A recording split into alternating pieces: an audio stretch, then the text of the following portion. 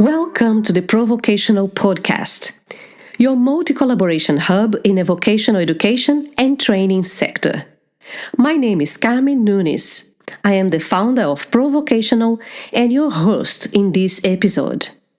Today, we are diving into a topic that sits at the heart of Australia's workforce future: the vocational education and training sector, better known as VET. Now, on paper, VET is all about giving people the skills they need to walk into jobs and contribute to industry straight away. But there is a big question. Is it really delivering what it promises in 2025? Well, not quite. Let's unpack why. First off, let's talk about quality. Anyone who's worked with or studied through a registered training organization knows that the experience can be a bit of a lottery. Some providers deliver outstanding training, while others just scrape by, despite the Australian Skills Quality Authority setting the rules. And here's the kicker. A lot of assessments still look like tick-the-box exercises, with minimal testing of real practical skills. In some cases, graduates come out with the certificate, but employers are left wondering, can this person actually do the job?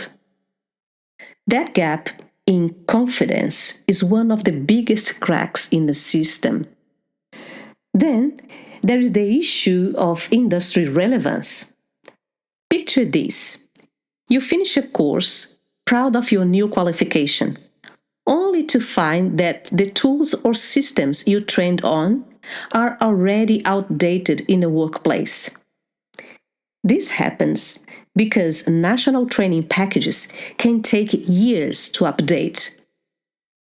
In fast-moving fields like IT or health, by the time the curriculum catches up, industry has already jumped many miles ahead. Employers notice it too. They often say graduates arrive without exposure to the very tech or practices they rely on daily. So, are we training people for yesterday's jobs instead of tomorrow's? Sometimes, yes. Another blind spot?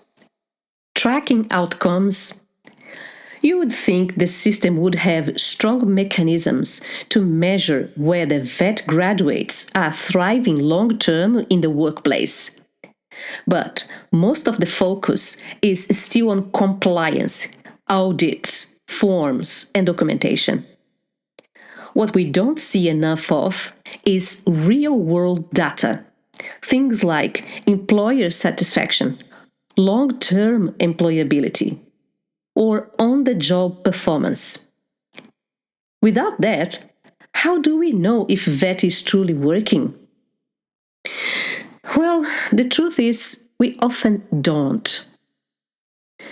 And then we have to talk about the trainers, the backbone of the whole sector. These are people juggling two huge roles, being both teachers and assessors. They are expected to stay current with the industry practices, but many lack the time, funding, or support to do so. Add in the mountain of paperwork they face, and you can see why burnout is high. Recruitment is another uphill battle. Why become a trainer in construction or aged care? Is it practical? Is it tangible? What are the costs and benefits? Especially in regional areas, this shortage is hitting hard. And let's not forget, many trainers step straight from the industry into teaching with little formal training in how to teach. The result? Inconsistent delivery and learners missing out on the engagement they deserve. So, where does this leave us?